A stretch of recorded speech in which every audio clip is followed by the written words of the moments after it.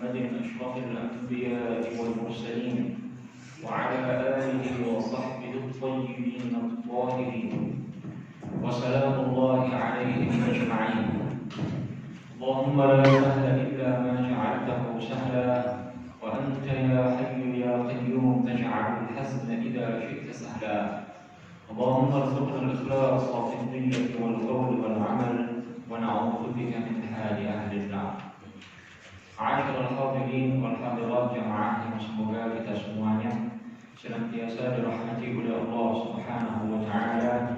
Puji syukur senantiasa kita panjatkan kepada Allah, salawat dan salam semoga tercurahkan kepada baginda Rasulullah, keluarganya, para sahabatnya, dan orang-orang yang senantiasa tunduk dan patuh menjalankan ajaran-ajaran Islam. Sebagaimana tadi telah diinformasikan oleh Ustaz Aziz bahwa di setiap minggu ketiga kita akan mengkaji tafsir Al-Quran. Dalam hal ini kajian tafsir yang dimaksud adalah tafsir ayat-ayat pilihan. Jadi kita tidak akan mengkaji tafsir dari awal Bismillahirrahmanirrahim sampai Najm wan Nas, bukan. Jadi ayat-ayat yang kita pilih ayat-ayat yang sering disalahpahami, disalah tafsiri oleh banyak kalangan. Karena ini sangat penting, sangat terkait dengan kehidupan keberagamaan kita, bahkan dalam kehidupan kita sehari-hari. Hadirin hadirat rahimakumullah, sebelum kita memasuki pembahasan tentang tafsir ayat kelima dari surah Al-Fatihah, Iyyaka na'budu wa iyyaka nasta'in, perlu kita sampaikan pengantar pertama bahwa menafsirkan Al-Quran itu bukan sesuatu yang mudah, bukan sesuatu yang gampang. Menafsirkan Al-Quran, apalagi setiap ayat yang ada dalam Al-Quran, itu bukan sesuatu yang mudah. Para ulama telah menegaskan bahwa untuk bisa menafsirkan ayat-ayat Al-Quran itu mesti menguasai sekian banyak ilmu. Sekian banyak ilmu, belasan ilmu, disiplin ilmu keislaman, ilmu akidah, ilmu fikih, ilmu bahasa, meliputi nahwu, sharaf, balaghah, ilmu asbabun nuzul, ilmu istiqaq, dan seterusnya. Banyak sekali ilmu-ilmu yang harus dikuasai sebelum orang terjun menafsirkan Al-Quran.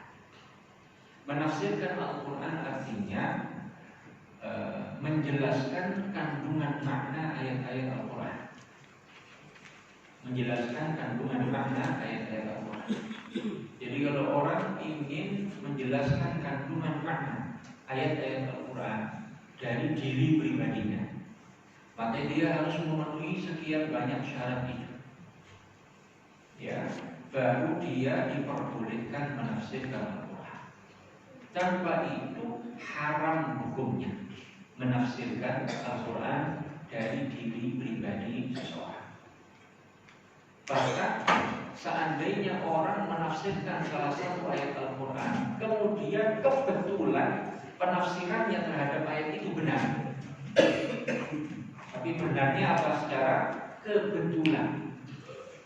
Meskipun orang menafsirkan ayat Al-Quran ini kebetulan saat menafsirkan ayat tertentu benar, Nabi mengatakan faqad akhta, maka dia telah berbuat dosa. Paling tidak ada dua hadis yang disebutkan oleh para ulama Islam menjelaskan tentang keharaman menafsirkan Al-Quran dengan pendapat pribadi tanpa menguasai ilmu-ilmu yang menjadi prasyarat menafsirkan Al-Quran.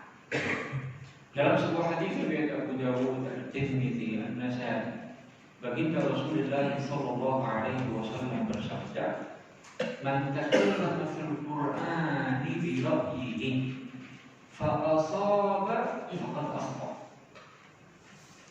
Barang siapa berbicara tentang ayat-ayat suci Al-Quran, menjelaskan kandungan makna, bi ra'yihi, dengan pendapat pribadinya, fa asaba, lalu kebetulan benar, faqad akhta, maka dia telah melakukan kesalahan. Karena apa? Karena menafsirkan Al-Quran hanya berdasarkan pendapat pribadi atau tanpa menguasai usulul ilm wa furu'uh, tanpa menguasai dasar-dasar ilmu agama maupun cabang-cabangnya yang menjadi prasyarat untuk memahami atau menafsirkan ayat-ayat suci Al-Quran. Makanya hadis ini sangat jelas, ya, menunjukkan bahwa seseorang diharamkan atau berbicara, menafsirkan atau berbicara tentang kandungan makna ayat-ayat suci Al-Quran kalau berdasarkan pendapat pribadi semata tanpa didukung oleh dalil-dalil, atau menafsirkan ayat-ayat suci Al-Quran tanpa didasari, tanpa merujuk kepada usulul ilm wa furu'uh, tanpa merujuk kepada dasar-dasar ilmu agama dan cabang-cabangnya seperti tadi kita singgung. Demikian dijelaskan oleh Imam Al-Baihaqi, Imam Al-Mawardi dan lain-lain. Dalam hadis lain Nabi sallallahu alaihi wasallam bersabda, "Man qala fil Qur'ani bi ra'yihi," atau "Man qala fil Qur'ani bi ghairi 'ilm falyatabawwa maq'adahu minan nar." Hadis riwayat Abu Dawud. Barang siapa berbicara tentang Al-Quran, barang siapa berkata, ya, tentang penjelasan ayat-ayat suci Al-Quran tanpa berdasarkan ilmu, ya, tanpa merujuk kepada usulul ilm wa furu'uh, dasar-dasar ilmu agama dan cabang-cabangnya, ya, maka siap-siap orang ini menempati tempat di neraka. Jadi subhanallah alazim, kenapa menafsirkan ayat-ayat suci Al-Quran ini demikian berbahaya dan perlu dipenuhi sekian banyak prasyarat sebelum orang terjun melakukannya. Karena menafsirkan Al-Quran artinya apa?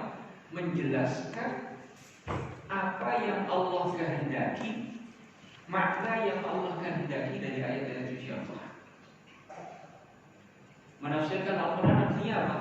Menjelaskan makna yang Allah kehendaki dari ayat-ayat suci Al-Quran. Bagaimana orang tahu, oh ini makna yang dikehendaki oleh Allah?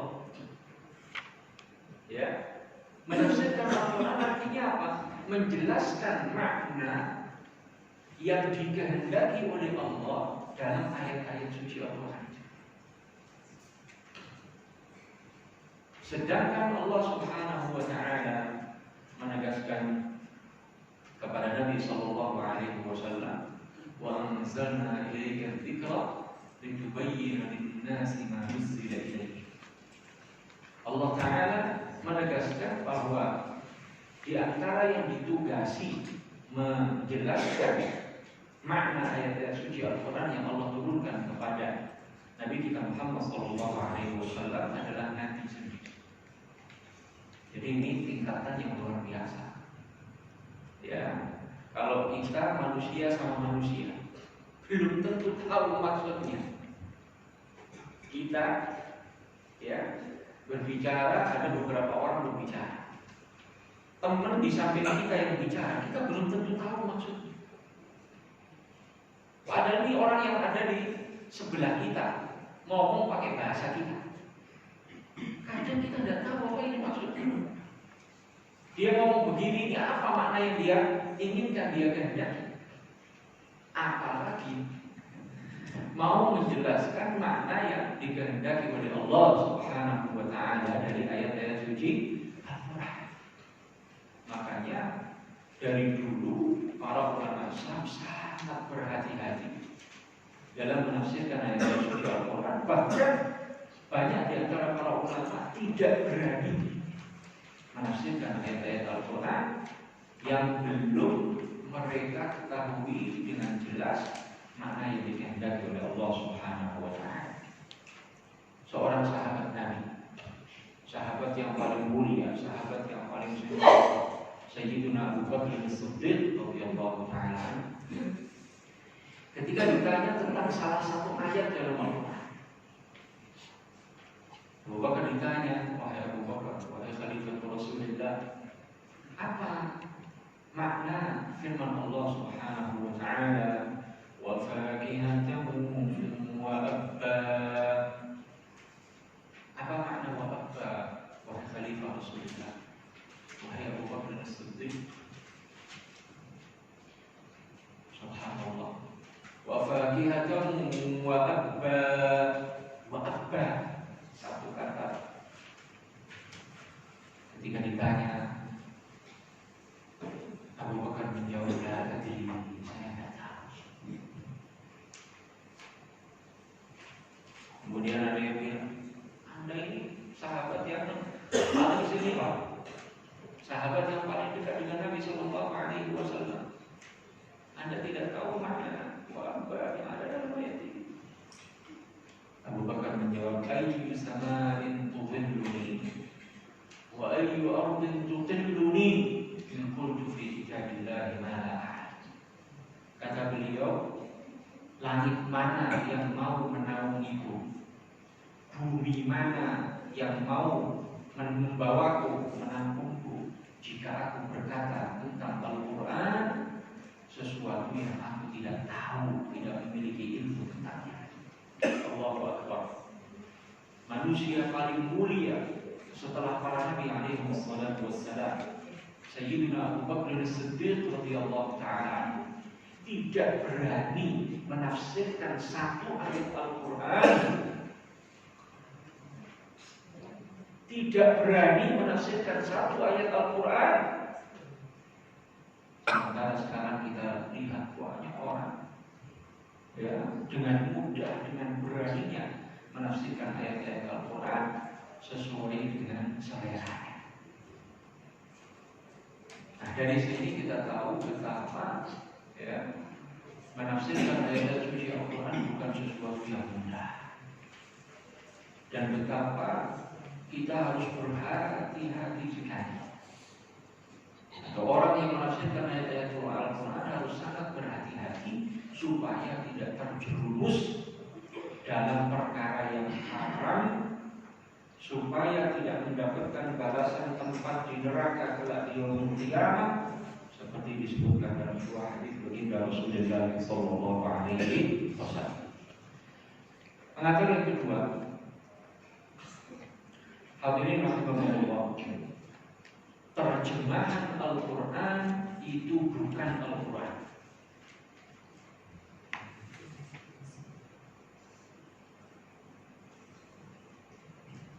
Terjemahan Al-Quran itu bukan Al-Quran. Ini harus kita pahami. Al-Quran dari siapa? Dari Allah Subhanahu wa Ta'ala. Wahyu yang diterima oleh Nabi melalui malaikat Jibril dari Allah Subhanahu wa Ta'ala. Terjemahan Al-Quran dalam bahasa apapun dari siapa itu? Apa Nabi? Nabi bawa kasih terjemahan Quran. Kamu orang mana? Bahasa kamu apa? Ini terjemahan Quran. Kamu dari mana? Bahasanya apa? Ini terjemahan Quran. Apa seperti itu? Tidak. Ya, terjemahan Al-Quran bukan Al-Quran. Al-Quran wahyu dari Allah Subhanahu wa Ta'ala. Terjemahan Al-Quran adalah upaya atau kerja ilmiah yang dilakukan oleh sebagian orang yang berupaya untuk menjelaskan makna yang dikandung oleh ayat-ayat suci Al-Quran. Karena ini dari manusia, Dan bisa jadi manusia ini bukan orang yang memenuhi syarat-syarat sebagai penafsir Al-Quran, sehingga bisa jadi terjemahan Quran itu salah karena dia bukan wahyu dari Allah, karena dia bukan hadis-hadis baginda Rasulullah SAW. Karena Nabi tidak pernah berbicara dalam bahasa Indonesia, Nabi tidak pernah berbicara dalam bahasa Jawa, Nabi tidak pernah berbicara dalam bahasa Sunda misalnya. Ya, jadi terjemahan Al-Quran sekali lagi bukan Al-Quran. Artinya apa? Jangan memposisikan terjemahan Quran seakan-akan itu sama dengan Al-Quran. Mungkin ada celah-celah kekeliruan dalam terjemahan Al-Quran. Karena itu selalu ada edisi revisi terjemahan. Itu revisi itu kenapa, Pak? Karena ada kesalahan, kekurangan pada edisi-edisi sebelumnya. Ya. Nah, jadi ini harus betul-betul diperhatikan. Sekarang banyak sekali terjemahan Al-Quran dengan nama-nama yang berbeda-beda, sampai orang tidak bisa hafal. Lebih banyak dari tafsir-tafsir Quran juga. Ya, sekarang kalau kita ke toko buku, Wali Songo misalnya, kalau tempat lainnya, itu jumlah terjemahan Quran banyak sekali. Al-Aziz, An-Nur, apalagi banyak sekali. Ya, oleh karenanya kita harus berhati-hati. Ya, seandainya terjemahan itu benar, ya, itu pun tidak menjelaskan semua makna yang dikandung oleh ayat-ayat suci Allah. Ya, itu tidak mewakili semua kandungan makna dalam ayat-ayat Al-Quran. Coba ayat Bismillahirrahmanirrahim diterjemahkan biasanya apa? Dengan nama Allah yang Maha Pengasih lagi Maha Penyayang. Simpel sekali, sederhana sekali. Padahal dalam Al-Quran, ya, Bismillah isim maknanya apa? Lafzul jalalah bahasanya seperti apa? Ar-Rahman maknanya apa? Salah satu penjelasan para ulama tafsir, Ar-Rahman itu maknanya dengan Ar-Rahim. Ar-Rahman lebih luas dari makna Ar-Rahim, karena meskipun dua-duanya diambil dari satu akar kata yang sama, Rahmi, tapi Ar-Rahman ada dua tambahan huruf, sementara Ar-Rahim hanya ada satu tambahan huruf. Dan para ulama menegaskan az-ziyadatu fil mabna tadullu ala az-ziyadati fil ma'na. Ya, tambahan huruf menunjukkan tambahan makna. Sehingga para ulama menegaskan Ar-Rahman artinya apa? Allah Ta'ala yang banyak rahmatnya, ya, kepada orang mukmin dan orang kafir di dunia, dan memberikan rahmatnya khusus bagi orang mukmin di akhirat. Di dunia, rahmat Allah diberikan kepada orang mukmin dan orang kafir. Orang kafir ini kurang ajar seperti apa? Makan dari rezeki Allah, minum dari rezeki Allah, bernafas dengan rezeki dari Allah, punya kendaraan dari pemberian Allah, punya rumah dari pemberian Allah, punya anak istri dari pemberian Allah. Tapi apa? Kafir kepada Allah, tidak beriman kepada Allah. Ya, kurang ajar luar biasa, tapi tetap diberikan rahmat oleh Allah, kasih makan, kasih minum, kasih kesehatan. Ya. Nah, orang mukmin juga begitu di dunia, mendapatkan rahmat Allah. Ya, jadi harta, anak istri, rumah, kendaraan diberikan oleh Allah kepada mukmin, kepada kafir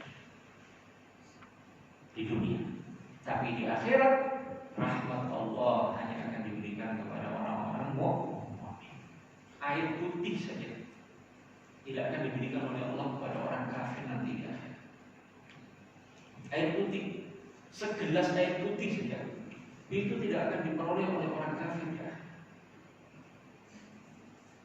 Ar-Rahim maknanya lebih sedikit, lebih sempit dari makna Ar-Rahman. Karena Ar-Rahim maknanya yang banyak memberikan rahmat kepada orang-orang mukmin saja. Nah ini saya tanya, apa dua makna ini terwakili oleh terjemahan dengan nama Allah yang Maha Pengasih lagi Maha Penyayang? Tidak sama sekali. Atau diwakili sebagai kecil bahwa Allah Maha Pengasih Maha Penyayang, bahwa Allah zat yang memiliki rahmat. Ini kedua. Padahal makna sesungguhnya dari kata Ar-Rahman dan Ar-Rahim itu luas sekali. Jadi kalaupun terjemahan Quran itu benar, itu hanya menjelaskan sebagian dari maknanya. Nah, karena itu hal yang sangat penting untuk kita pahami, jangan sampai kita baca terjemahan Quran, dibaca satu ayat, kemudian dibaca terjemahannya, lalu merenung sendiri, memahami sendiri, kemana-mana. Dari pembahasan tentang agama menggunakan ayat itu, dia bayangkan sendiri. Habis itu bicara tentang ekonomi berdasarkan ayat itu dengan pandangannya sendiri.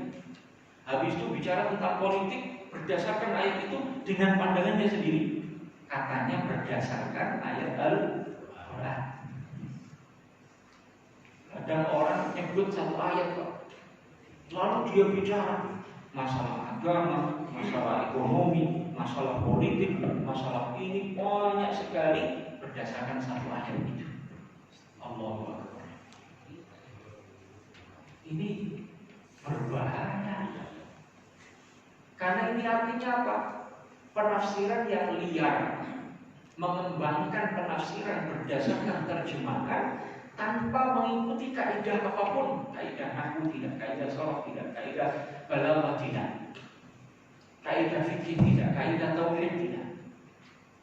Lihat kemana-mana. Nah, ini jangan-jangan atau bahkan ini memang termasuk pada yang pertama tadi. Man takallama fil Qur'ani bi ra'yihi fa asaba fa asaba. Ini namanya menafsirkan Al-Quran berdasarkan pendapat pribadi tanpa dalil dan tanpa mengindahkan kaidah ilmu apapun yang disyaratkan dalam menafsirkan Al-Quran. Ini pengantar yang harus kami sampaikan karena ini membuka kajian rutin kita setiap minggu ketika. Hadirin hadirat rahimakumullah. Ayat yang kita bahas dalam kesempatan kali ini, kadang nanti kita bahas satu ayat, kadang kita bahas beberapa ayat, gitu ya. Melihat kebutuhan yang ada. Firman Allah Subhanahu wa taala, "Iyyaka na'budu wa iyyaka nasta'in." Iyyaka na'budu wa iyyaka nasta'in. Sering kita lihat terjemahannya apa?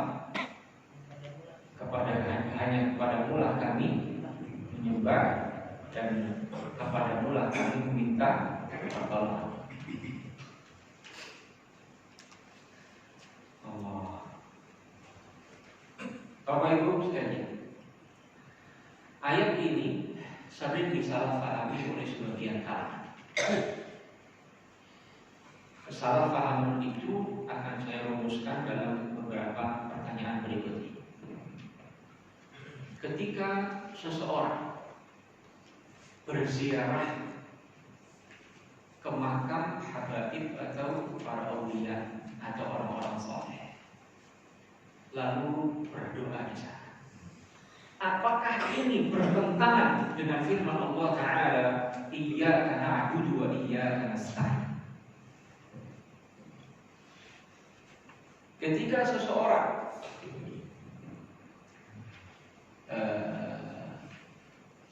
berziarah ke makam orang-orang soleh lalu berkata, Ibadallah rijalallah hiduna li ajlillah wa kunu wa'unana lillah asanahwa bifadlillah. Apa dengan begitu dia menentang ayat iyyaka na'budu wa iyyaka nasta'in? Apakah dengan itu orang dianggap beribadah nyembah kuburan?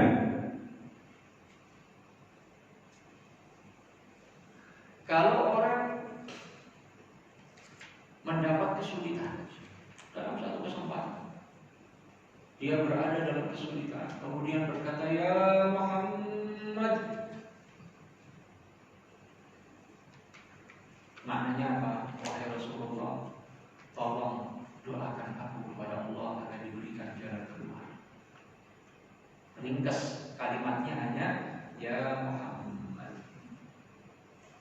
Atau orang mengatakan ya Abdul Qadir, atau yang sangat terkenal di tanah Betawi ini ya Samman.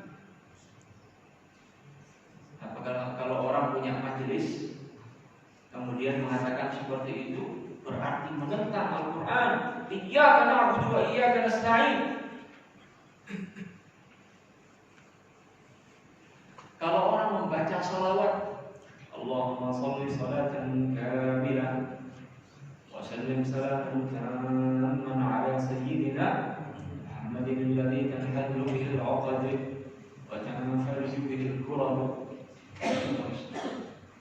Apakah orang seperti ini berarti menentang ayat iyyaka na'budu wa iyyaka nasta'in?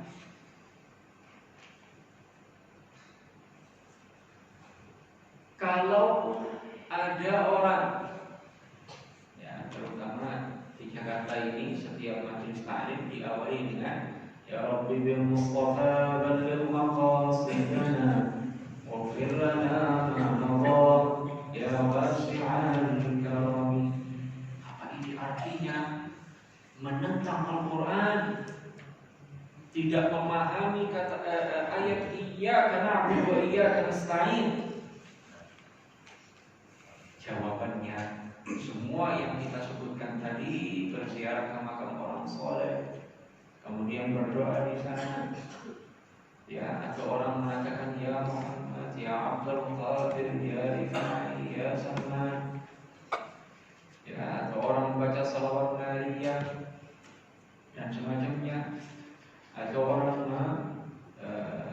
baca ya Rabbi bil Mustafa balligh maqasidana dan seterusnya. Itu tidak bertentangan dengan iyyaka na'budu wa iyyaka nasta'in.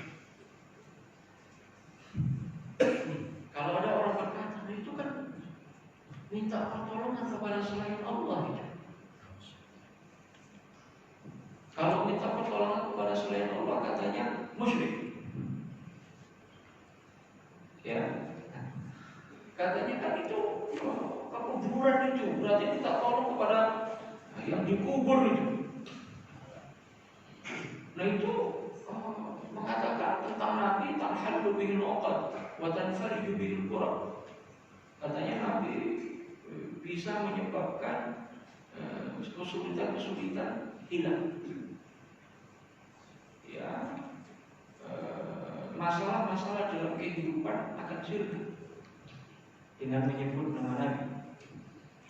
Ya. Atau itu kok nyebut Nabi dalam berdoa. Itu berdoa kok pakai kuburan segala. Itu kok minta kepada selain Allah. Padahal Al-Quran mengatakan iyyaka na'budu wa iyyaka nasta'in. Kami tidak akan menyembah kecuali Allah. Kami tidak akan minta pertolongan katanya kecuali kepada Allah. Alhamdulillah, sebelum jauh mengatakan seperti itu, hendaklah dipahami dengan baik apa makna ayat iyyaka na'budu wa iyyaka nasta'in. Sebelum mengatakan ini bertentangan dengan iyyaka na'budu wa iyyaka nasta'in, itu bertentangan dengan iyyaka na'budu wa iyyaka nasta'in, itu bertentangan dengan Al-Quran, dengan Ummul Kitab Suratul Fatihah. Sebelum mengatakan itu, mari kita perlahan-lahan pahami ini ayat. Iyyaka na'budu wa iyyaka nasta'in. Apa maknanya? Iyyaka na'budu. Salah seorang ulama Al-Imam Taqiyuddin As-Subki mengatakan, al-makhussuka bil ibadah. Ini sama ini. Dalam tafsir Jalalain silakan yang di kertas bukan. Iyyaka na'budu wa iyyaka nasta'in. Ay nakhussuka bil ibadah. Min tauhidil muwahhidin. Iyyaka na'budu. Al-Imam Taqiyuddin As-Subki mengatakan ay nakhussuka bil ibadah. Yakni kami mengkhususkan Engkau ya Allah dengan ibadah yang kami lakukan. Ini kalau nggak punya kacamata itu juga ibadah. Sudah begitu, ini Arab semua. Kita jelaskan ringkasnya. Iyyaka na'budu ay nakhussuka bil ibadah. Kami mengkhususkan ibadah hanya kepadamu ya Allah. Artinya kami tidak akan beribadah, tidak akan menyembah kecuali kepadamu ya Allah. Ini kita tahu ayat ini Al-Quran seluruhnya diturunkan oleh Allah Ta'ala dalam bahasa Arab. Jadi jangan main menyembah itu artinya begini, menyembah itu bisa berarti begini, menyembah itu bisa. Tunggu dulu, menyembah itu bahasa Indonesia ya. Nanti nyembah di mana sungkeman, bahaya itu. Karena orang gampang kadang menyembah. Berarti kalau sungkeman berarti nyembah. Gimana itu? Ya, karena ibadah hanya dikhususkan kepada Allah Subhanahu wa Ta'ala. Oke, baik. Memang maknanya begitu. Nah, khususkan bil ibadah ya Allah, kami hanya akan beribadah kepadamu ya Allah. Kami mengkhususkan ibadah hanya untukmu ya Allah. Tapi apa makna ibadah? Harus ditafsirkan sesuai dengan bahasa Arab. Kalau dikatakan ibadah itu apa yang dipahami oleh orang Arab saat diturunkan Al-Quran?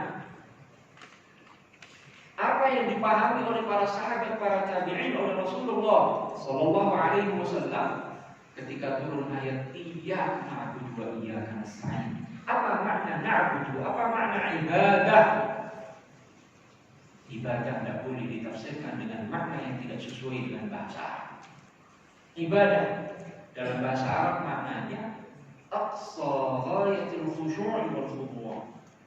Puncak perendahan diri, puncak penghambaan, puncak pengagungan.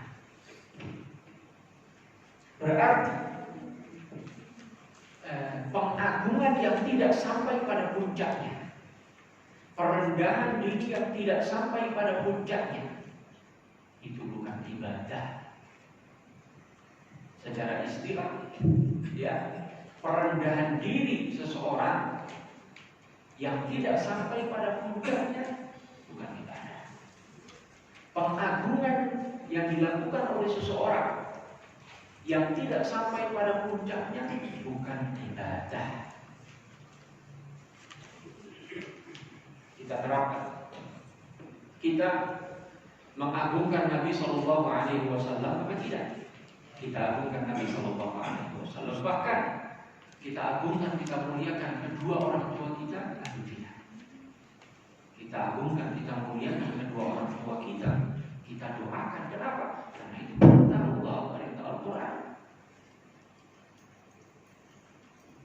Apakah kalau kita mengagungkan, memuliakan orang tua kita berarti kita nyembah? Berarti kita ibadah kepada orang tua kita?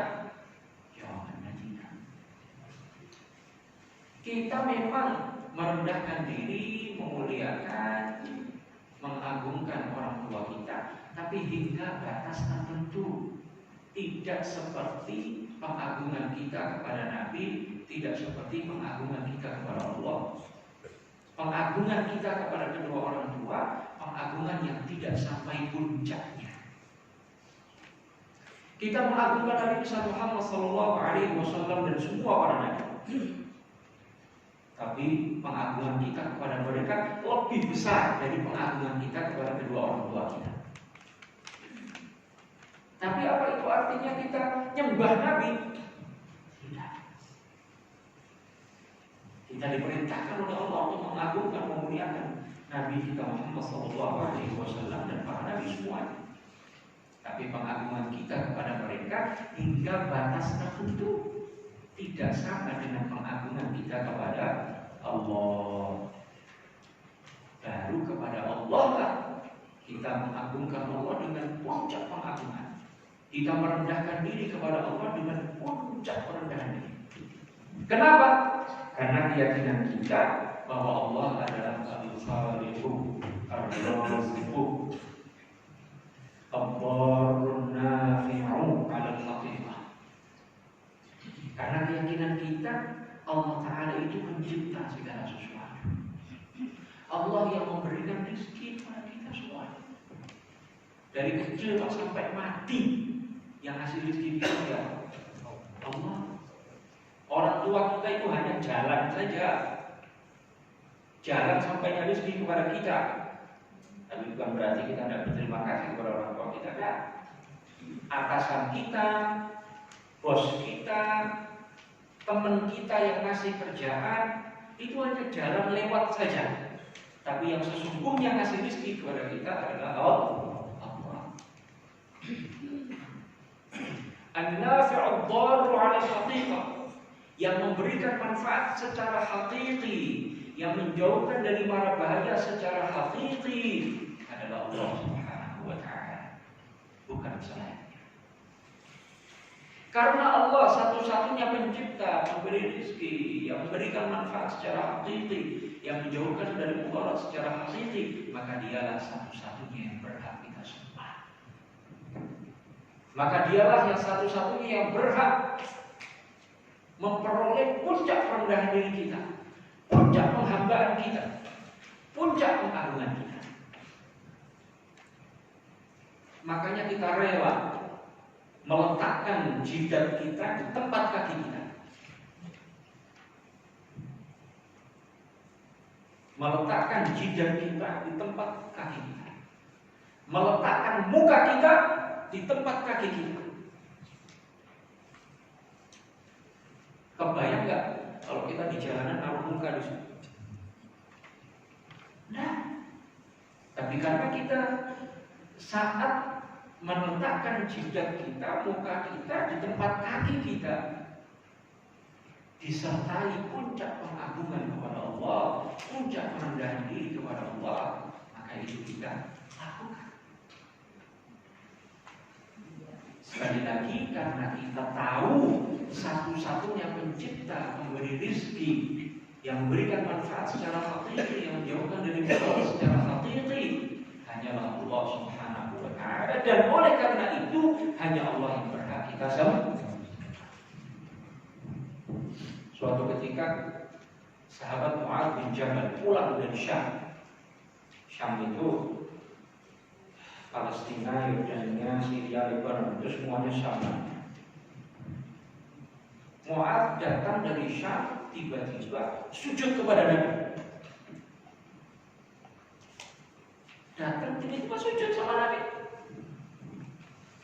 Nabi kaget, Nabi bertanya, "Mana ya Mu'adz? Apa yang kamu lakukan ini, wahai Mu'adz?" Beliau menjawab, "Ya Rasulullah, ataitu minasyam." Rasulullah, saya baru pulang dari Syam. Faraitu, aku melihat, faraitu ahla Syam yasjuduna li batariqatihim wa asatidatihim. Aku lihat penduduk Syam itu bersujud kepada uskup-uskup mereka, pendeta-pendeta mereka Kristen Syam itu saat itu, dan panglima-panglima perang mereka. Wa anta aula bidzalik, Anda lebih layak ya Rasulullah kami sujud kepada Anda. Sayyidina Mu'adz bin Jabal bersujud kepada Rasulullah. Kemudian beliau menjelaskan kenapa beliau melakukan itu. Karena beliau saat pergi ke Syam melihat penduduk Syam bersujud kepada pendeta-pendeta mereka, panglima-panglima perang mereka. Maka Mu'adz, Rasulullah lebih layak kita bersujud kepadanya. Nabi mengatakan, la taf'al, jangan kamu lakukan ini wahai Mu'adz. Lau amartu ahadan an yasjuda li ahadin, la amartu al-mar'ata an tasjuda li zawjiha. Seandainya dibenarkan aku memerintahkan seseorang untuk bersujud kepada orang lain, niscaya akan aku perintahkan seorang istri bersujud kepada suaminya. Karena begitu agung hak suami. Orang yang paling agung haknya terhadap seorang perempuan adalah suaminya. Orang yang paling agung haknya kepada seorang laki-laki adalah ibunya. Subhanallah, indahnya ajaran Islam. Coba, Nabi tidak mengatakan, wah, kok kamu sujud sama aku? Kafir kamu, musyrik kamu. Kamu berarti nyembah aku dong. Tidak. Mu'adz bin Jabal ini ulama sahabat, salah seorang ulama di kalangan sahabat. Dia tahu mana ibadah, mana bukan ibadah. Saat Mu'adz sujud kepada Nabi, tidak ada keyakinan di hatinya Nabi adalah Al-Khaliq, Ar-Raziq, Ad-Dar, Nafi' al-Haqiqah. Tidak ada keyakinannya Nabi itu mencipta segala sesuatu, pemberi rezeki, yang memberikan manfaat secara hakiki, yang memberikan mudarat secara hakiki. Karena itu berhak disembah. Tidak ada keyakinan itu di hati Mu'adz. Artinya apa? Sujud yang dia lakukan tidak disertai dengan puncak perendahan diri, puncak penghambaan, puncak pengagungan. Tidak ada sama sekali di hatinya seperti itu. Berarti apa? Dia tidak menyembah Nabi. Kalau tidak menyembah Nabi, berarti dia tidak musyrik, tidak menentang firman Allah, iyyaka na'budu wa iyyaka nasta'in. Cuman Nabi bersabda yang tepat, jangan kau lakukan. Artinya dalam syariat Nabi kita Muhammad sallallahu alaihi wasallam, manusia haram sujud kepada manusia yang lain. Tahu sujud Pak ya? Kayak dalam sholat itu namanya sujud. Bukan bungkuk doang berarti sujud. Bukan orang mau jalan begini, oh berarti itu sujud itu. Bukan. Ya, anak kecil juga tahu mana sujud, mana yang bukan sujud. Ya. Orang sujud kepada Nabi saja tidak dikafirkan dan dimusyrikkan. Kenapa? Karena di hatinya tidak ada keyakinan yang diyakini oleh seseorang tentang Allah pada diri orang yang disujudi tadi. Jadi ibadah itu setiap perkataan atau perbuatan yang mengandung unsur puncak perendahan diri, puncak penghambaan, puncak pengagungan, itu baru ibadah. Kita mengatakan apa? Ya Allah, ya Allah. Itu ibadah atau bukan? Ibadah. Kenapa? Karena di hati ada keyakinan. Kenapa kita nyebut manggil-manggil Allah? Karena Allah lah pencipta, pemberi rezeki, yang memberikan pertolongan secara hakiki. Tapi kita, kalau kita mau jatuh atau kita sudah jatuh, kita bilang tolong, tolong, enggak. Kalau kemalingan, kita bilang tolong, tolong, apa enggak? Syirik apa enggak itu? Kok minta tolong kepada selain Allah? Bukan syirik. Karena kita tidak meyakini kalau ada orang bareng-bareng tetangga, wah tetangga ini Allah, Allah semuanya. Tidak ada. Kita tidak pernah meyakini, oh tetangga kita ini yang menciptakan, yang memberikan rezeki, yang memberikan menjauhkan dari mudarat secara hakiki. Tidak. Ini hanya sebab-sebab saja. Sementara yang menciptakan pertolongan yang sesungguhnya, yang menciptakan manfaat adalah Allah. Paham ya bedanya ya? Jadi kalau kita mengatakan ya Allah, ya Sami'u, ya Basir, ya Azim, ya Jalil, itu ibadah ya. Tapi kalau kita mengatakan ya Muhammad, wahai Muhammad, wahai Abdul Qadir, wahai Salman. Itu maksudnya apa? Tolonglah aku, doakan kepada Allah. Ya Rasulullah, doakan untukku kepada Allah. Wahai Imam Syekh Abdul Qadir Jilani, doakan aku kepada Allah. Wahai Syekh Salman, doakan aku kepada Allah. Karena doaku kepada Allah tidak seperti doa Anda kepada Allah. Gitu. Ya. Jadi kalau kita pergi ke syariat, ke makam, ke kuburan, ke makam wali, habaib atau orang soleh, kadang sebagian orang awam mengatakan begitu. Kadang mengatakan Mbah Priyo,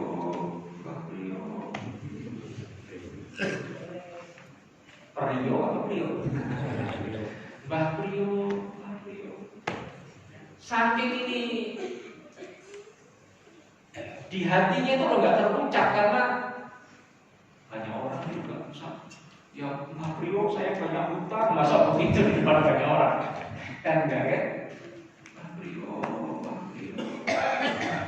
Itu maksudnya apa? Mbah Priyo, doakan aku kepada Allah. Semoga Allah memudahkan aku untuk bayar hutang. Maksudnya begitu. Ya. Kalau orang bilang, "Oh, minta hanya kepada Allah. Jangan minta kepada Mbah Priyo." Lalu kenapa kalau kita jatuh, kalau kita terkena musibah, kalau kita kemalingan, kita bilang, tolong. Kenapa itu? Kenapa ada doa? Ya Allah, ada maling. Ya Allah, ada maling. Kita tahu ini sebab-sebab saja. Ya. Allah Ta'ala menolong kita dengan orang-orang ini. Begitu juga saat kita meminta Allah kepada Nabi, kepada para wali, kepada orang-orang soleh, itu maksudnya seperti itu.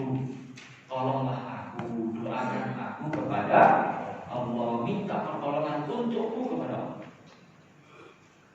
Kalau orang bilang, nggak ada itu ulama yang melakukan itu. Siapa bilang? Ada 3 ulama besar, Abu Bakar Al-Bukhari, Al-Bukhari, At-Tabarani, pengarang kitab hadis ternama, dan 1 orang lagi namanya Abu Syaikh. Ini 3 orang ulama hebat, ulama hadis. Suatu ketika mereka sedang di Madinah. Lagi di Madinah, ini bekal habis semuanya. Para ulama dulu itu tawakalnya kepada Allah luar biasa. Dan mereka semangatnya untuk menuntut ilmu, mencari meriwayatkan hadis, ya, itu luar biasa. Nah, ini 3 ulama besar ini saat bepergian ke Madinah, bekal habis. Hari itu nggak ada yang dimakan. Ya, malam itu mereka kelaparan. Menjelang malam, menjelang tidur, mereka kelaparan. Dari pagi sampai malam belum makan. Kemudian salah seorang di antara 3 ulama ini, salah satu pergi ke makam Nabi Sallallahu Alaihi Wasallam. Di makam Nabi hanya bilang, ya Rasulullah, al-ju'. Rasulullah, kami lapar, kami lapar. Itu doang. Ya Rasulullah, al-ju'. Habis itu dia pulang. Kemudian yang satu sudah tidur, yang satu baca kitab, yang satu memperbaiki lampu atau semacam. Tiba-tiba pintu rumah diketok. Kemudian dibukakan pintu oleh salah seorang di antara 3 ulama besar itu. Ternyata apa? Itu orang Alawiyun, nasabnya nyambung kepada Sayyidina Ali. Datang bawa gerobak makanan. Apa itu ya, kalau ya wadah besar itulah, bawa isinya makanan. Itu Itu orang bertanya, apakah di antara antum sekalian ini ada yang namanya ini? Ya. Kok Anda tahu kok bisa bawa makanan ini? Katanya Pak, aku mimpi. Dalam mimpi aku bertemu Rasulullah Sallallahu Alaihi Wasallam. Rasulullah memerintahkan aku untuk bawa makanan kepada kalian semua. Allahu Akbar. Rupanya itu hasil ini orang datang ke makam Nabi dan mengadu kepada Nabi, Rasulullah kami lapar, kami lapar. Apa dia mau bilang? Itu sudah ulama besar muslim semuanya. La haula wala quwwata illa billah. Apa maksud mereka ya Rasulullah? Arju. Rasulullah kami lapar. Apa maksudnya? Apa maksudnya ya Rasulullah ciptakan untuk kami makanan supaya kami makan? Bukan. Ya Rasulullah, apa maksudnya? Ya Rasulullah, kasih makan kami ya Rasulullah, karena Engkau pencipta segala sesuatu. Ya. Maksud dia apa ya Rasulullah? Berikan pertolongan kepada kami. Ya. Akhirnya apa? Subhanallah, dikirim makanan itu. Kalau orang bilang, itu mah bukan sahabat, kita bawa ke atas. Ada sahabat namanya Bilal bin Harits al-Muzani. Di masa Sayyidina Umar, Madinah paceklik, ini Bilal bin Harits al-Muzani datang kepada Nabi, ya Rasulullah, istasqi li ummatika fa inna ta'alaku. Wahai Rasulullah, doakan kami, mintalah hujan kepada Allah untuk kami, karena kami di Madinah ini sudah binasa, sudah berada dalam kesulitan yang luar biasa. Itu sampai Sayyidina Umar minta bantuan dari Mesir, minta bantuan dari ini supaya kirim makanan ke Madinah. Karena lama dari itu, karena lama sekali tidak hujan. Habis itu ini orang pulang ke rumah, di rumah mimpi ketemu Rasulullah Sallallahu Alaihi Wasallam, bersabda kepadanya, "Aqri Umar as-salam, wa qul lahu innahum yasqawun." Ya, wa qul lahu 'alaikal kaisar. Kata Nabi dalam mimpi itu, sampaikan salamku kepada Umar. Beritahu bahwa penduduk Madinah akan diberi hujan oleh Allah Ta'ala. Dan katakan kepadanya, Umar, bersungguh-sungguhlah dalam mengurus urusan umat Muhammad Sallallahu Alaihi Wasallam. Ini sahabat terbangun, lalu langsung menghadap Sayyidina Umar. Cerita dari awal sampai akhir. Sayyidina Umar menangis, terharu mendengar pesan Nabi Sallallahu Alaihi Wasallam, dan beliau berkata, Ya Rabbi la alu illa ma'ajaztu. Ya Allah, aku sudah kerahkan semua kemampuanku untuk mengurus umat Muhammad, kecuali yang aku tidak mampu, ya bagaimana lagi? Lalu sebagian sahabat mengusulkan, oh Umar itu maksud Nabi, ayo kita istisqa, salat istisqa. Akhirnya beliau salat istisqa. Subhanallah. Apa Umar berkata kepada Bilal bin Harits al-Muzani yang pergi ke makam Nabi dan mengadu kepada Nabi, kamu musyrik, kamu sudah minta kepada Nabi, ngapain minta tolong sama Nabi? Udah. Kamu sudah nyembah kuburan, kamu sudah nyembah Nabi. Udah. Sebaliknya Sayyidina Umar nangis, terharu. Sayyidina Umar itu, Bapak Ibu sekalian, jangankan perkara haram, yang tidak haram beliau bisa kasih instruksi, ya, yang sesuai dengan kebijaksanaan beliau. Apalagi kemusyrikan kuburan. Ya, Sayyidina Umar itu terkenal kalau ada yang melakukan keharaman, nggak ada ampun. Ya, jangankan yang haram, yang tidak haram tapi dirasa memberatkan, pernah beliau punya kebijakan.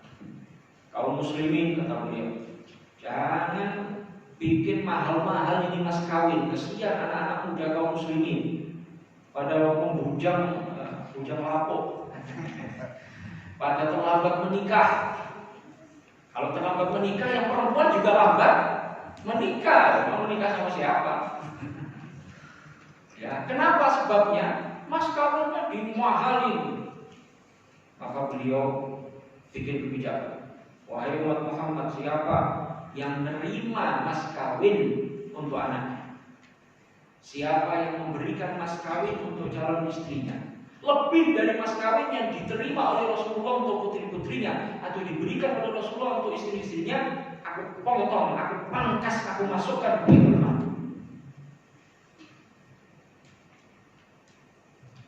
Ada seorang perempuan, laisa laka dzalika kayak Amirul Mukminin, perempuan. Anda tidak boleh melakukan itu ya Amirul Mukminin. Kenapa?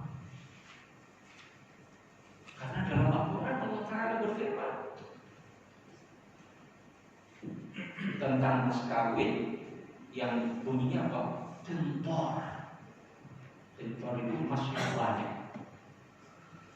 Ya, wa ataitu ihdahunna tentor. Kalau kalian sudah ngasih mas kawin emas yang banyak pada istri-istri kalian, jangan diambil lagi. Ya, jadi apa ngasih mas kawin banyak dalam Quran dibilang tentor, emas yang banyak. Sayyidina Umar kemudian naik lagi bilang Umar al-Sahabat yang merah. Umar salah, perempuan itu yang benar.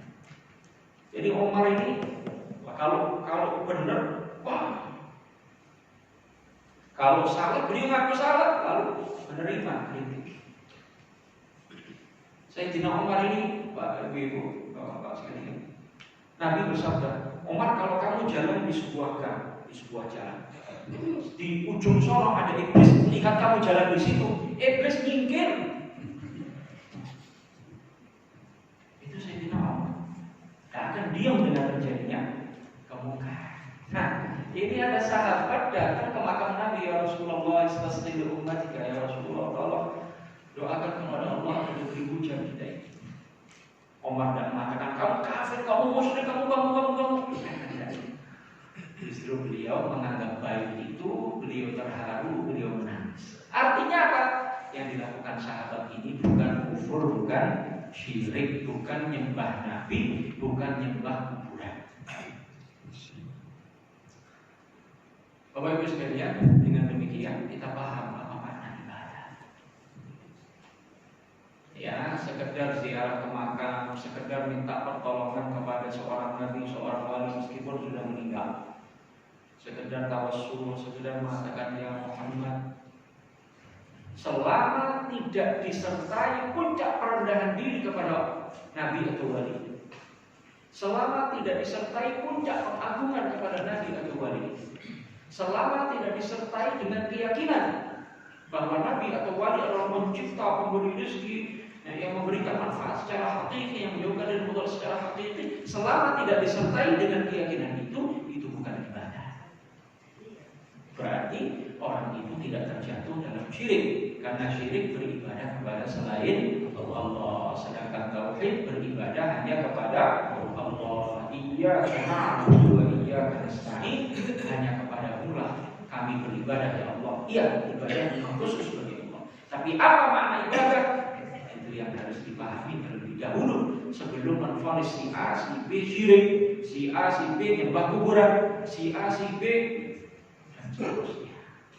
Wa iyyaka nasta'in, kepada kamu-lah ya Allah kami meminta al-isti'anah al-khassah, minta pertolongan yang khusus. Apa itu? Khalqul aun, khalqul qudrati 'ala al-aun, menciptakan pada hamba kemampuan untuk berbuat baik, untuk memberikan pertolongan kepada selainnya, untuk melakukan hal-hal yang diridhoi oleh Allah. Jadi wa iyyaka nasta'in bukan maknanya kami tidak akan minta pertolongan secara mutlak kecuali kepada Allah. Bukan. Nah kalau begitu caranya, orang minta mobilnya mogok, minta didorong, minta tolong orang, minta tolong kepada selain Allah itu syirik nanti. Kalau orang motornya rusak, bengkel jauh, nggak tahu ada bengkel atau enggak, ada orang lewat, tolong dong, kali tahu mesin, tentang mesin, kemudian dibantu, akhirnya motor bisa jalan. Nah, itu apa syirik itu? Tidak. Kalau kita mau bikin selamatan minta tolong tetangga ibu-ibu, ibu tolong ya besok ke rumah bantu saya masak. Musyrik itu karena minta tolong pada selain Allah? Tidak. Ya, jadi minta tolong dalam ayat ini yang dimaksud apa? Minta pertolongan yang khusus. Apa itu? Menciptakan kemampuan pada diri hamba untuk melakukan kebaikan dan seterusnya. Ya, paham ya? Oh, ini kan bahaya Pak. Kalau orang memahami pokoknya kalau minta tolong kepada selain Allah kafir, musyrik. Jadi minta tolong ke penghulu, musyrik. Minta tolong ke PPKN, minta tolong diurus urusan mau nikah nih, musyrik. Nanti minta tolong saya diantar ke ini, musyrik. Padahal dalam Al-Quran disebutkan Sayyidina Dzulqarnain ketika dimintai tolong oleh suatu kaum supaya kaum ini tidak dicelakai oleh Ya'juj dan Ma'juj, maka beliau bangun benteng yang mengisolasi Ya'juj dan Ma'juj. Sampai sekarang benteng itu belum jebol. Kenapa? Karena dibangunnya apa? Dari batu, dari besi, dari timah. Apa kata Dzulqarnain? Fa'a'inuni bi quwwatin aj'al bainahum wa bainahum radma. Fa'a'inuni, kalian bantu saya ya. Saya siap bangun jembatan yang melindungi kalian dari mereka. Tapi bantu saya ya. Ini hamba Allah yang saleh. Minta pertolongan kepada Allah atau kepada selain Allah ini? Kepada selain Allah. Wa ta'awanu 'alal birri wat taqwa. Saling tolong menolonglah kalian dalam kebaikan dan takwa. Allah perintahkan untuk saling tolong menolong. Berarti kita minta tolong saudara kita boleh. Nabi menegaskan, wallahu fi 'auni al-'abdi, maka al-'abdu fi 'auni akhihi. Allah akan memberikan pertolongan kepada hamba selama hamba itu memberikan pertolongan kepada saudaranya. Nah, jadi jangan salah paham. Hanya kepadamu kami minta tolong ya Allah. Terjemahnya begitu soalnya. Ya, jangan kemudian dipahami mutlak begitu. Hanya kepadamu ya Allah kami meminta pertolongan untuk menciptakan kemampuan pada diri kami untuk melakukan kewajiban, melakukan kebaikan. Itu mana? Ya, sementara ya kena butuh. Memang maknanya kami hanya beribadah kepada ya Allah. Tapi ibadah maknanya apa? Harus dipahami dulu. Jangan sembarangan orang beribadah kepada selain Allah. Padahal di situ tidak ada definisi ibadah, tidak ada makna ibadah. Mudah-mudahan bermanfaat. Tidak kita bahas secara panjang. Tapi mudah-mudahan apa yang kami sampaikan betul-betul kita pahami dan menjadi khasanah keilmuan bagi kita semuanya yang menerangi kehidupan keberagaman kita. Sebelum kami tutup, kalau ada 1-2 pertanyaan, atau sudah kesana ada? Silakan. Hanya Pak? Nah.